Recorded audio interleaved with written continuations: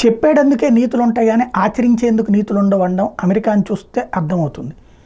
ఇరాక్లో ఆయుధాలు ఏదో భయంకరమైనవి అని చెప్పి ప్రపంచాన్ని నమ్మించి సద్దాం హుస్సేన్ని ఉరితీసి మరి ఆ తర్వాత చూస్తే కనీసం ఒక అణుబాంబు కూడా కనుక్కోలేదు. అది అణుబాంబు హైడ్రోజన్ బాంబు కంటే ప్రమాదకరమైన బాంబులు కనిపెట్టాను ప్రపంచాన్ని అంతా నమ్మించింది. ఈ రోజు వరకు దానికి క్షమాపణ చెప్పలేదు. అది అమెరికాకు ఉన్నటువంటి దౌర్భాగ్య పరిస్థితి. అట్లాగే అణుబాంబులు ప్రపంచంలో రెండో ప్రపంచ యుద్ధం అప్పుడు వేసింది ఎవరు? అమెరికానే.